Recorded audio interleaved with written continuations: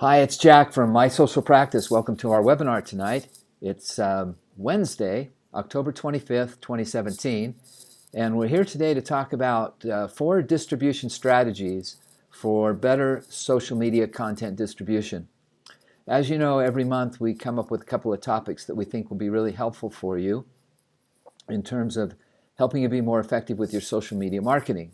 And this month we want to talk about distribution because it's one thing to be producing great content, but it's another thing to make sure people see it and to make sure that it helps grow your business.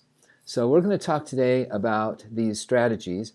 I'm going to just discuss the principles really briefly to keep our webinar quite short, but I also have links to some ebooks that you can download, and in particular an ebook that we are actually rolling out today that we're going to give the link to you to be able to download this new content that we've just developed. So as a reminder, this is the title today is 4 distribution strategies for better social media content distribution for your dental practice. To remind you, if you have questions or a comment, you're free to use the chat function here on our live stream. I've got a couple of people that are here with me tonight that are helping. So if you have questions, they can answer those questions. Just write them in the chat function there. If you need something specifically to me, for me, then pass that along as well, and they'll pass that along to me afterwards. Also, the link to the new ebook is going to be found below so that you can download this. Just released today. In fact, we're launching it as a part of the webinar tonight. Reach people online and grow your practice. 3 simple keys to social media distribution effectiveness. All right, and also I will be referencing some other links that will be below in the video later that you can click out onto some of the other ebooks that I'm going to mention. Just by way of quick introduction, for those of you who don't know who I am, again, my name is Jack Hadley. I teach social media marketing in the MBA program at the Marriott School of Management at Brigham Young University in Provo, Utah. I'm also a founding partner at My Social Practice, just by way of introduction. So let's talk about these 4 distribution strategies. They are listed here. Number 1, I want to talk about email for a few minutes. I want to talk about paid social and targeting, about patients and team members, and also about the effectiveness of photo booths. We've been just rolling out our new photo booth application, and I'm going to talk a little bit about that tonight. Keep in mind that there are 4 additional things to read about that are connected to these 4 different strategies. So like I mentioned a minute ago, we're not going to take a lot of time to go into detail. We don't have time in a webinar. But you will find those links below. So when I mention, for example, talking about email, be sure to download the ebook that talks specifically about that. So let's start there with email. Email is not what most dental practices think it is. And you may think, gosh, what are you going to talk about email? What does email have to do with effective social media marketing? Well, let me give you a little example. Let's say that you've hired a new hygienist, and you'd like to be able to share that on social media, specifically on Facebook. Now, as you know, on Facebook, there are 3 kinds of people. There are your fans and patients, there are people connected to your fans and patients, and there's everybody else on Facebook. The goal is to see if you can, starting with your fans and patients, get this kind of content to grow legs and to be shared and to give you more traction and more exposure. So with that in mind as a goal, what you do is you post this on your Facebook page, but you find that it doesn't get much traction, that not very many people are liking it or commenting on it or sharing it, even though it's a great photo and it has to do with your team member. And for all intensive purposes, it feels like share-worthy content, but it's not getting any traction. Well, why isn't it getting any traction? It's because Facebook now is sort of a pay-to-play model. And Facebook now gates that content from ever reaching your fans and patients. And you have to pay to play. And this is something that a lot of practices don't realize yet. And so it's an important part of our discussion of distribution today. What if I were to tell you that there is a backdoor into Facebook that actually allows you to not have to pay to play. Now, the caveat to this backdoor is that you can't use it every single time. You can use it once in a while, but if you use it all the time, it becomes more of a problem than an advantage. But there are two ways into those groups of people on Facebook. I want to talk about this second way for a few minutes, and it's email. Email is easy to use for our clients inside of our publishing tool, which all of our clients use. They can send emails from inside of that tool. But if you're not one of our clients, you can use a program like Constant Contact or MailChimp that will allow you to do pretty much the same thing that I'm going to show you. So what you do is you create an email to your patient base. Again, this is not email to the general public. This is not like spamming a bunch of people in your city. This is email directed specifically to your patients of record, the emails that you have on file. So what you do is you create this email, and then you use the text that you create in the email, you hyperlink that. Now you're probably asking, where do we hyperlink it? Well, you can hyperlink the photo and any text to a very, very specific place that most practices sometimes don't think about the ability that you have to do this. So when you went over there, remember when you posted this on Facebook and it didn't get any traction? Well, the neat thing about Facebook, which is so powerful, is that when you posted that on Facebook, it created what is called a unique URL. It's that really long digits and letters that you see there on screen that you don't want to try to to write down or anything, but you can select it and highlight it and then copy it. And keep in mind, this is a unique URL. It's the only place in the world on the internet where this photo and this post exists, is right there.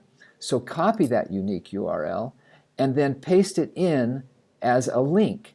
Hyperlink it inside of your email so that if somebody clicks on the photo when they get the email or clicks on the text that says, please welcome our new hygienist or get to know Christina better, when they click on that, it will then take them to where we want to take them. So once you have the email ready to go, you send it out to your patient base. Email open rates are usually pretty good. In fact, in many practices, we find they get a 20, 30, 40% open rate on good emails. So if you have 2,000 emails in your practice and you're getting a 40% open rate, that's 800 people that will open the email. And if the email is engaging, if you're not just trying to sell dentistry or do some kind of email nobody cares about, but this is something that actually has some interest because of the team member that's being featured, if you get 800 people to open it, you might get 10 or 20% of them to click through. Let's say you get 20% of 800. That's what 160 people that will click on this photo or want to welcome Christina or get to know her better. And what happens when they click? Well, regardless of where they click, you've hyperlinked them through this back door into Facebook. So now you've dropped 160 of your fans or 160 of your patients right inside of Facebook where they can like, comment, and share. It's an extremely powerful way to use email marketing in connection with social media. And it's something that we're seeing great success in those practices that are doing this. Now, I mentioned you can't do this all the time. You can't be sending an email to your patient base every day. So you've got to be really selective about when you use it. But it's definitely another way to support your Facebook efforts. So this ebook that there's going to be a link below. It's called Build Your Dental Marketing in Minutes a Day. We talk specifically about email and about this idea in more detail. So be sure to take a look at that. The second thing we're going to talk about in just a minute has to do with paid social. And so there's both this back door and front door to Facebook, and we're going to talk about both of them. So number one, an email strategy. Number two, paid social and targeting. This will be connected to an ebook that we've written previously. I maybe wrote it, I don't know, 6 months, a year ago, I don't remember, entitled The Dentist's Guide to Paid Social. So the link will be below. So we're not going to have time to go through a lot of detail about paid social and targeting, just a little bit. to kind of motivate you to learn more and to use this as a distribution strategy. So going back to our example where we are featuring Christina, the new hygienist, and you weren't getting much traction, and so maybe you used email to drop some people in there to get more traction. But in addition to that, we're going to use paid social. A few years ago, like in 2014, if you had 100 fans on Facebook, about 40% of them would see the content that you were distributing. And today it's practically nobody, maybe 1% that see your content. So don't forget that sometimes when you look at your own Facebook page, you're maybe the only one that's seeing that content and nobody else is seeing it. So you've got to boost it. You've got to spend a little money with Facebook to get back to where people see that content. And when you do that, you get more engagement. So you get lots more likes, comments, and shares because people see it. People can't comment on it or enjoy it or share it or in any way write a comment or do anything if they don't see it. I know. Some people think, oh, I'm not going to pay for what I didn't used to have to pay for. Well, don't be short-sighted. It's the best value in marketing today is spending a couple of bucks to have your content seen on Facebook. Let me show you one more quick example. I was visiting with Dr. Duffy in Wilmington. I was in Wilmington a few weeks ago, North Carolina, visiting with Dr. Duffy at Live Oak Dental. And he knew that I teach at BYU, and the local college there was playing BYU in football. So he had to come up and tell me about this great little contest he was doing. If you're a Pirates fan, enter here, and I'm going to give away some tickets for the game, East Carolina University against BYU. And so the game actually happened a few days ago, and East Carolina really beat BYU bad. BYU, I think, is playing terrible this year. But he did this great little post. And the reason I wanted to show it to you is to talk a little bit about paid social and targeting. So he got some great shares, some great likes, lots of comments. He got people that were tagging other people in the little contest, which is always a great thing on Facebook.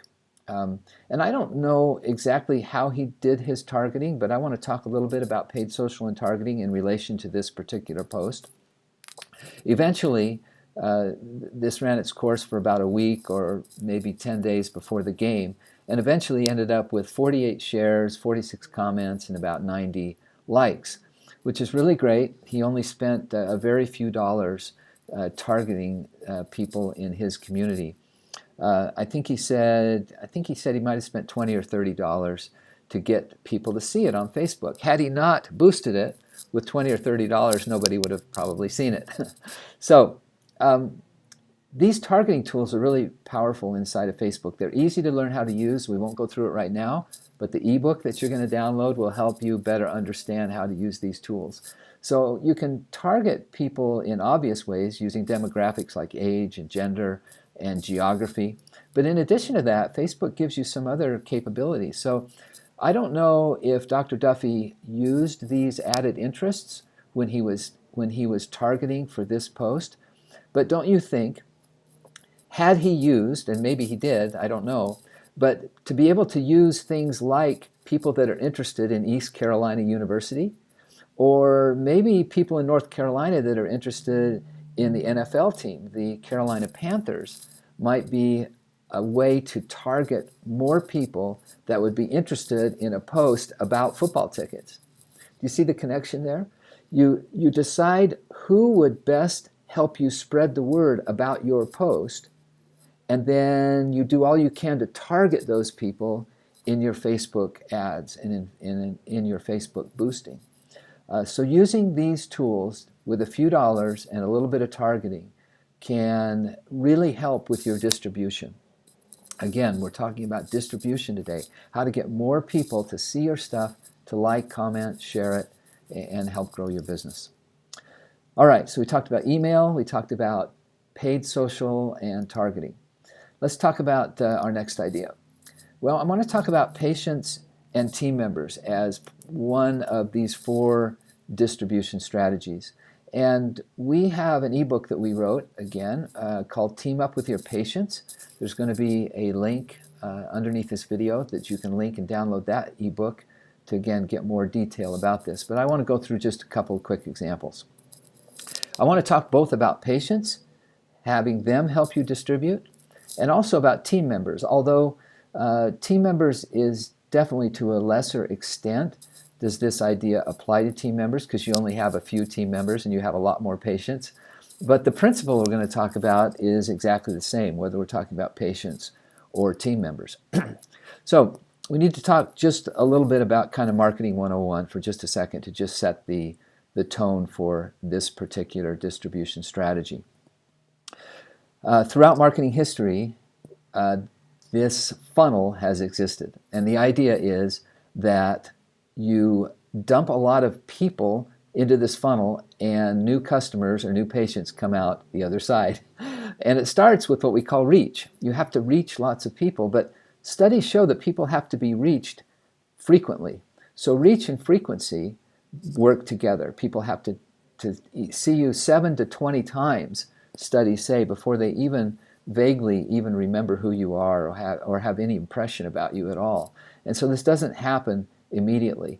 So the idea is to extend the reach and frequency, which increases top-of-mind awareness for the practice, which in turn creates more trust in the practice and eventually results in new patients for your practice.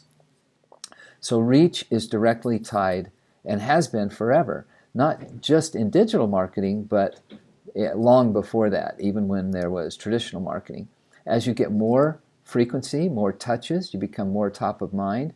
As you become more top of mind, the goal is to become a more trusted resource, and when somebody needs a dentist, they think of you. Now, this has been taking place for decades, long before we had social media tools or digital marketing tools. In fact, traditionally, we used to use these other kinds of forms of advertising and marketing to move those messages out and to push this stuff out, whether it's TV, whether it's magazines or newspapers, radio, billboards, direct mail, even the yellow pages. All of these older traditional marketing tools were used to accomplish this same objective, to feed this marketing funnel. Well, the objective has not really changed, but the tools have changed. What's funny is even with the advent of the internet, early websites didn't really change the model very much, because it was still based on kind of old ideas of being able to use search engine optimization to have a whole bunch of people put in, dentist in Dallas or dentist in Wilmington, North Carolina, and find a dentist using traditional SEO. So all of those kinds of techniques were designed to do the same thing. Today, however, this model, while it has the same objectives, there are very different tools that are used to do that. And you know what those tools are. I don't need to convince you that people are using reviews and they're using social media and these trusted networks of people online to better decide who they're going to go to and what decisions, what they're going to buy, what providers they're going to use. So this idea of many to one is still in place. It's just that we use different tools to feed this funnel.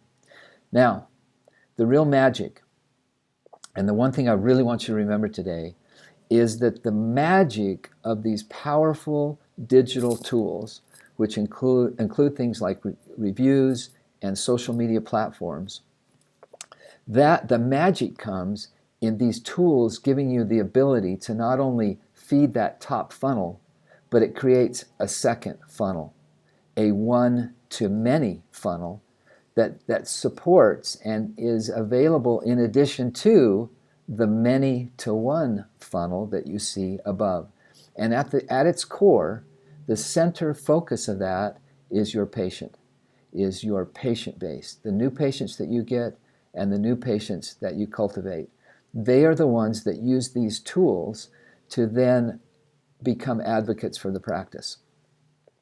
So the idea is you feed the top funnel using these tools.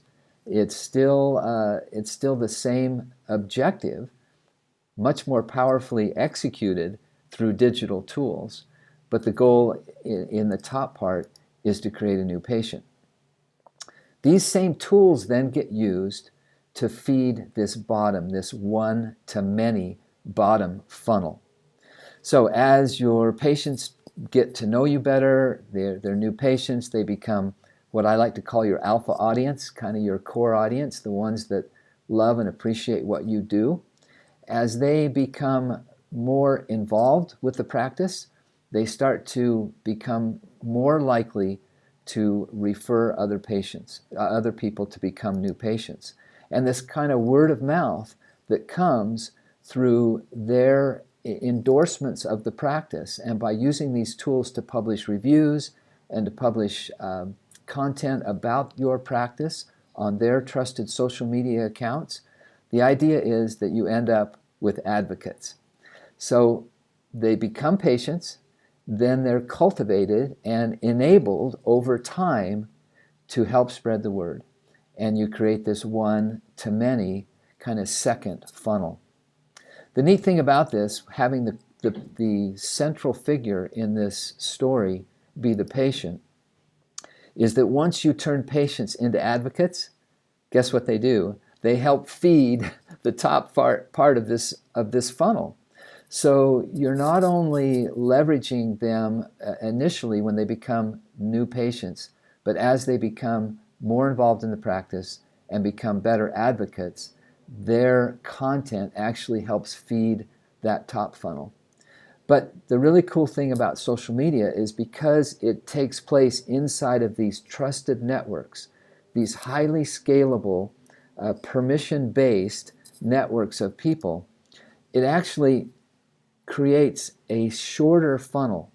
Because what happens is your advocates, through word of mouth and through referrals, actually feed people into that top funnel at a much more trusted level, which then reduces the amount of time and effort needed to turn those people into patients. This is one of the key magic components of effective social media distribution, is being able to accomplish what have always been the objectives of great marketing, but to do it in a turbocharged, on steroids sort of a way, which is what these tools allow us to do. All right, so I started that discussion with the idea that we use patients and team members to a lesser extent to do this. So let's talk about patients and team members. Let's first talk about patients. You're probably wondering, why did Jack put our patient schedule, like our appointment schedule, on there? Because I think that that's one of the most important, most powerful social media tools that you have.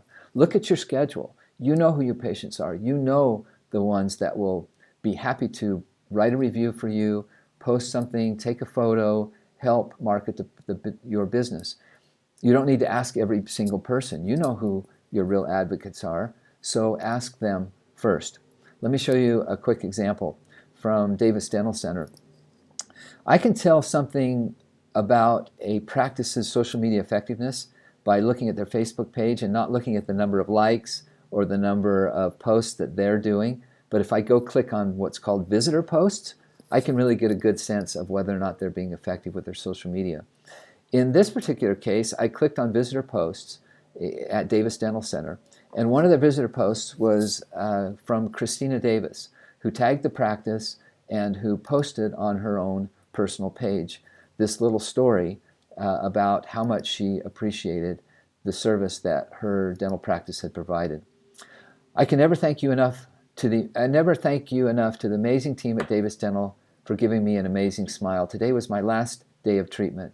You can see that she had some gum treatment done, which really changed her feeling about her smile. And what's neat is there were lots of likes and comments and shares, and the practice chimed in and talked to Christina about it. A couple of Christina's friends started talking about it, and it became a great endorsement for the practice. And this endorsement isn't the practice yelling it on their Facebook page, it's the patient telling the story about the practice on her personal page and then tagging the practice. So what's neat is this ends up not only showing on Christina's personal page, where she's connected to other people in the community who may be looking for a dentist. This is one more touch, one more reach, one more opportunity to be top of mind. But in addition to that, it shows up in visitor posts on Davis Dental Center's Facebook page. And then the practice had the sense to go in and share Christina's post on their own page. So now it ends up 3 places: on Christina's personal page, under visitor posts, and it becomes kind of part of the fabric of the practice by them sharing it on their own page.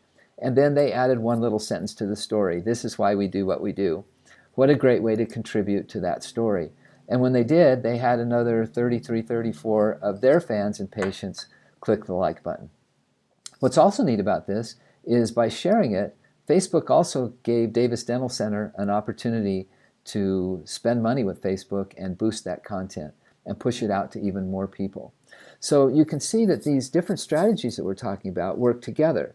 The idea of email, the idea of boosting and targeting on Facebook, and then by getting patients to help you, they're kind of integrated into a very effective way to get better distribution. So keep in mind when we're talking about patients, it's not about turning strangers into patients. It's more about turning patients into advocates and having them help you feed that new funnel, that bottom half, that one-to-many funnel that then drops people into this other funnel at a much more trusted place and a much more trusted level. So that's all I'm going to talk about with patients today, but when you download the ebook, we'll talk about it a lot more and you can learn a lot more. Let me talk about team members for a minute. The principle is exactly the same. It's just smaller and to a lesser extent. Equally as important, but much smaller because you don't have thousands of team members. You only have a handful of team members. Does every team member need to be involved in your social media? No. Not every team looks like this team on screen. Not everybody is as enthused about social media, but the more team members that are involved, the better. Start with one. Start with a champion that will help create this kind of momentum among the team. There's no reason to go to the team and say, okay, team, every time we post something on social media, you have to share it on your personal page. That's not the point. I'm not recommending that. It's not a good idea. Don't ever force people to participate in social media, but I'm surprised at how many times practices don't even think about it or even talk about it or even make it a priority. Now, there are definitely in every practice, there's probably somebody who just does not want to be involved in social media. Somebody like Mildred. If you have a Mildred who has been at the front desk for like 50 years answering the phone and you can't even get her to open an email, don't try to get Mildred involved in social media. It's okay. You don't need every single team member to be involved. But the ones that will be involved, get them involved. And some will become more involved as they see it becoming fun and patients come in and talk about it. Let me show you a quick example. Regency Square Dental, great dental practice, a husband-wife team. They have 15 team members. If you take 15 team members and multiply it by the average number of friends that people have on Facebook, which is currently it's 338 is the number that Facebook says. So if you take 15 team members, let's assume they're all on Facebook. Let's assume they have average number of friends there. That's 5,000, over 5,000 people that are tied to the practice in this kind of obscure way to the team. So that's 5,000 more people. Now, we all have friends that live across the country and don't live in the same community in which we live. Those are not good candidates to become new patients at Regency Square Dental. But statistically, about half, roughly 54% of our friends live in the same area in which we live. So if you do the math, there's 2,700 people that are connected, that live locally, that are connected through Facebook to this team of 15 people. That's a significant core of people. 2,700 people, even if you touch 10 or 20%, it's still hundreds of people that have sort of this obscure connection to the dental practice through the team. You know, people like doing business with people they know and like. And so often we don't take advantage of that by having our team members help talk about the practice a little bit. Now this practice is owned by a husband and wife team, Martha and Ray. They're the dentists. One day on their Facebook page, they took this great photo of Martha working on a patient, and used our little graphics program to create this little saying, "I was created to create beautiful smiles." When it was shared on the Practice's Facebook page, it got 3 likes, but more importantly, it got 1 share. And guess who the person was that shared it? Her husband, Ray. And he shared it on his personal page, on his personal Facebook page. Now, when he did so, he had another 12 people who chimed in some way through liking or commenting or whatever. So these are people, remember, these are people that care about the team. These are people connected to them in the community. These are neighbors and coworkers and the people they go to church with, or the people they bowl with, or their kids play soccer together, or whatever. That is a great core audience to help you distribute your content. It's a great little target audience. And when you combine what happens on personal pages with what's happening on your Practices pages, you start to get that little bit of momentum from both sides. So, patients, team members, both important contributors to distribution effectiveness for your content. All right, let's talk about number 4 real quick, the photo booth. We are so excited this month to really be officially rolling out our new photo booth. And we have had so much success with it in our beta testing and in the many practices that are already using the photo booth. Let me tell you about it real quick. It provides this wonderful opportunity by simply having a photo booth in your practice.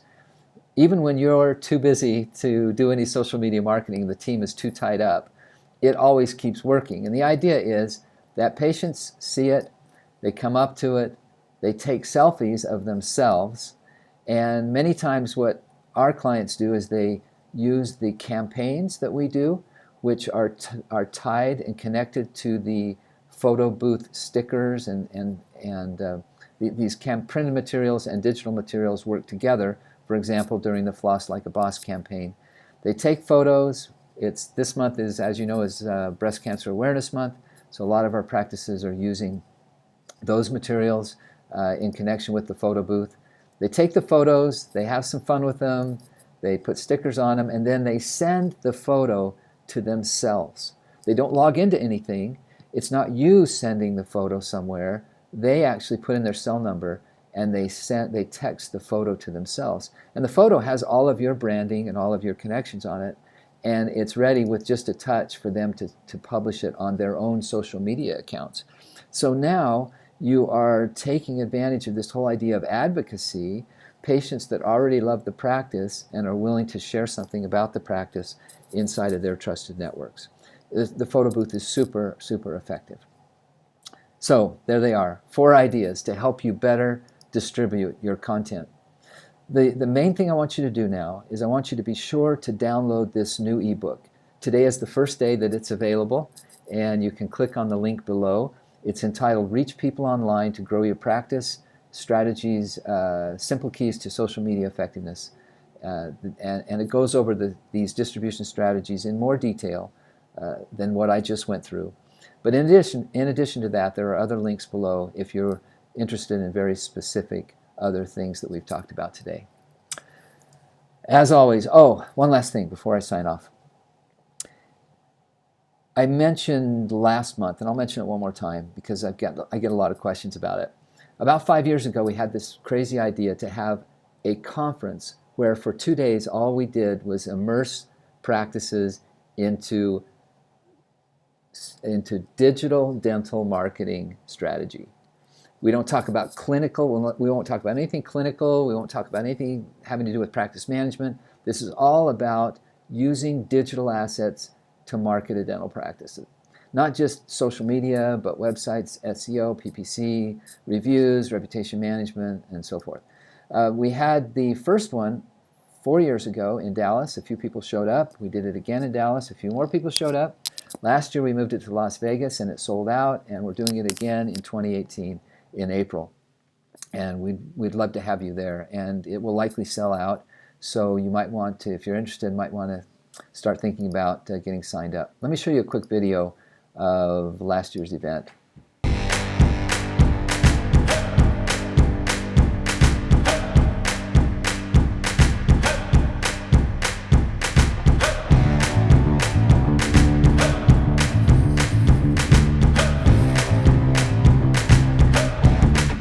there's been a plethora of knowledge from different social media ideas to search engine optimization to call tracking to everything you could think of. My most favourite thing of being here at the DMC, the people, the crowd, the commentators. This really feels like home to me. I have seen some examples of social media postings that I think were spectacular and really brought out the personality of the dentists in the practice. Well, I think it's a great opportunity to learn from other offices and kind of see what they're doing compared to what we're doing and compare our notes and try to see what we can do better. All right. So I'm also really excited. We just finalized one of our speakers for this event as one of my mentors and a guru that I highly admire, Mark Schafer. His recent book called Known is one of the best I've ever read about social media marketing. And he's going to be one of our speakers there. So I've been very excited to be able to announce that. So if you want to learn more about the conference, go to dentalmarketingconference.com, see if it's a good fit for you and for your practice, and maybe we'll plan on seeing you in April. All right, so that's the end of our webinar tonight, and I encourage you to download the ebook, and we look forward next month to our next webinar. And you know, our goal around here at My Social Practice is simply to try to take the very best thinking and the very best strategies and distill them down and make them actionable and applicable to dental practices. So whether you're our client or not, we hope that we're helping you, and of course we'd love to have you become one of our clients if you're not already. But if not, please stay tuned, and we'll look forward to seeing you at next month's webinar. Thanks.